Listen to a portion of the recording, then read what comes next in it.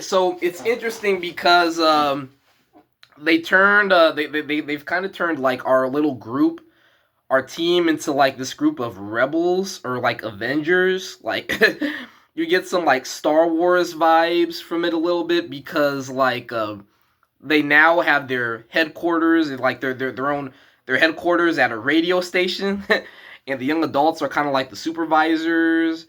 And Murray is the team's like supplier that's sending them in weapons and like little gadgets like from outside of Hawkins and stuff like that. So they it's interesting. I talked earlier, yeah, obviously about like it's cool that like our group is now finally together. All of our whole cast is like all in the same storyline together, and some of what makes that cool is like they've turned into this like team of rebels like from Star Wars, or like they have their own base and they're like forming missions, and like they're doing like a bunch of these like little uh, um I forgot what the word was, crawls. Like they're running like these little crawls like under like trying to track down Vecna and waiting for like little signals from the upside down, like where they'll find him next. And then like we gotta like we got something, like all right, and we're gonna like perform like this little autopsy, like little missions, like go track him down like when we get something. So we're waiting for signals from the upside down. And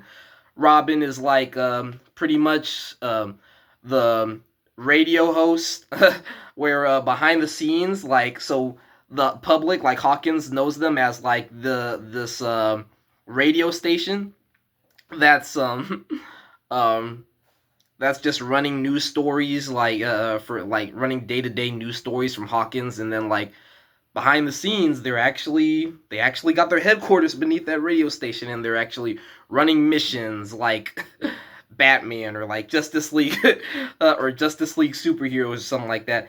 It's interesting, but it also makes you go like, when did they have time like to set all this stuff up, or like get the money for like getting some of this equipment set into place? How did Robin like register like a money for like to be able to run her own radio station? Like the poor ice cream lady.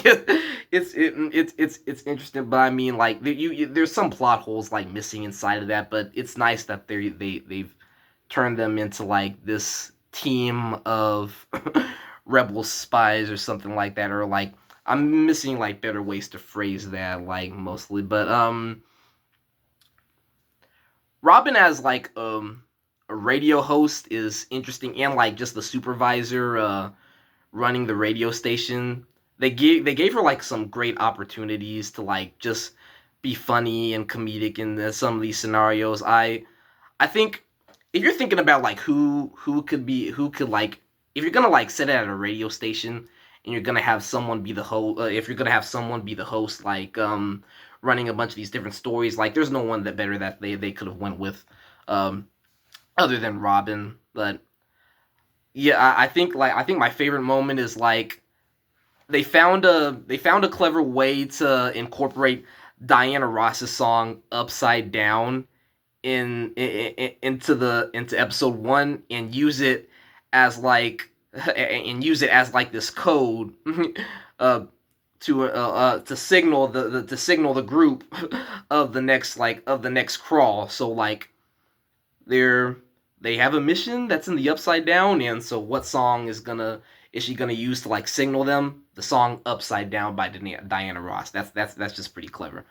Um, but it's just nice that like you go from like this group, what, like a bunch of normal civilians, like a couple of kids that play D&D, this town sheriff, a house mom, like they how and a couple of teenagers, like they've all turned into like this group of rebels, like with how the show has played out and like the adventures that these characters have been on, like, and it makes sense that you'd see them in this new light. And basically another detail in there is like I think it's odd because like they are still teenagers, but like so because they're still it seems like a little unnatural that these guys would be as intelligent or competent in like running some of these supplies. Like we get some like a lot of dialogue about Dustin being able to create satellite dishes and technology for the group, like just with his bare hands. Like we get some of that dialogue from Mike in Volume Two. Like I know how smart some of these guys are, but I mean they are still teenagers, so I'm not sure if the logic like really fits there. Like seems like too brilliant for like how like these guys like how these guys are able to put some of this stuff together. Um, so but it's nice we got this like new base like for some of our characters like that they've turned into like this group working together at this new radio station. So that's my opinion on some of the radio station stuff. It's also I'll talk about the Steve and Jonathan stuff later, but I mean like it's not you get like you get this fun moment of like Steve and Jonathan like competing for who's gonna get to the radio tower first, and like so fun. Like it's fun little moment where like yeah, it shows that they still have that how they're competing values for Nancy work, and that they're still a little bit at odds with each other. But fun little introduction to the season. That was my take on the introduction to the season. But